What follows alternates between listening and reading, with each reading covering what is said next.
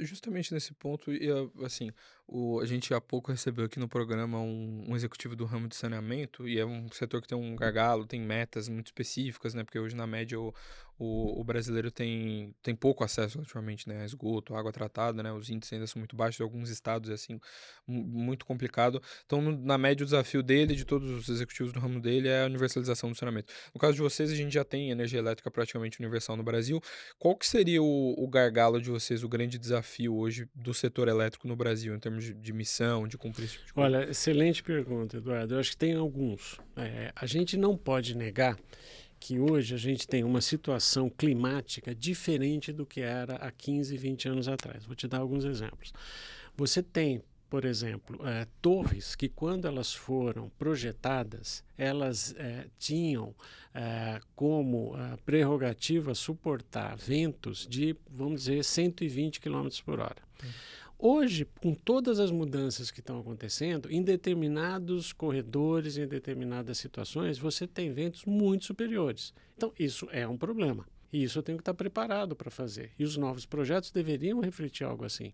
Inundações, mesma coisa. A gente hoje vê, né, situações, a gente teve o exemplo lá no Rio Grande do Sul, há um ano atrás, que foi muito ruim. Vocês têm operação lá, inclusive? A gente tem a operação lá, ela foi, as nossas pessoas, né, o transporte de pessoas eventualmente foi afetado, as nossas instalações não, mas a gente foi afetado porque a gente teve que disponibilizar vários recursos para ajudar as outras empresas também a sair daquela situação crítica. Então, eu acho que esse é um ponto que eu acho que é importante a gente sempre lembrar, essa questão relacionada com Mudança a climática. mudança climática, eu acho que é importante.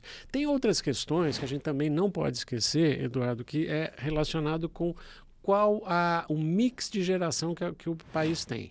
Pô, hoje a gente tem um mix de geração totalmente diferente do que era 20 anos atrás.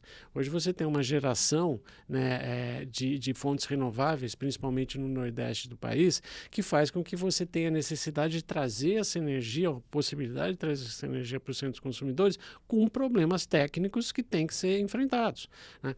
Você, na Você verdade, fala de criar transmissão de lá onde tem geração de energia solar. você tem questões relacionadas assim. Você tem uma geração que é intermitente e você tem uma utilização em regiões mais afastadas. Como é que você faz essa transmissão? E como é que você faz quando você tem a interrupção, por exemplo, de uma geração fotovoltaica lá no Nordeste, e no período noturno você tem que colocar alguma outra coisa no lugar. E a gente tem visto no Brasil e em outros locais que, quando você tem fazer essa gestão, esse gerenciamento, é complexo. E você tem que ter inteligência, e você tem que ter equipamentos para fazer isso. A gente tem o ONS, que eu acho que é um dos melhores órgãos de regulação nessa questão de fazer a gestão do que acontece entre a geração e o consumo, seja, né, passando pela transmissão e chegando até a distribuição. Mas é uma coisa que a gente sabe que mais e mais nós temos que prestar atenção.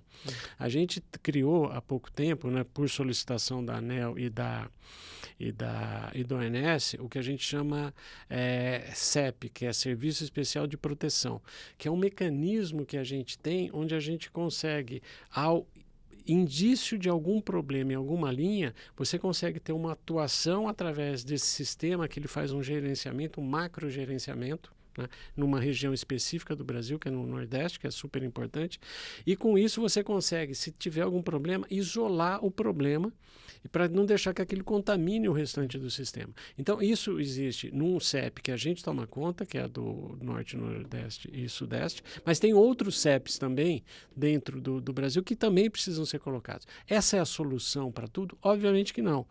Mas a gente sabe que tem muita coisa que pode ser feita nessa questão de gestão, nessa questão de regulação, que a gente precisa estar muito atento. Então, eu olho para o setor de transmissão com muito otimismo. Eu vejo muita possibilidade de crescimento. A gente não falou de baterias, que é uma coisa que pode ter.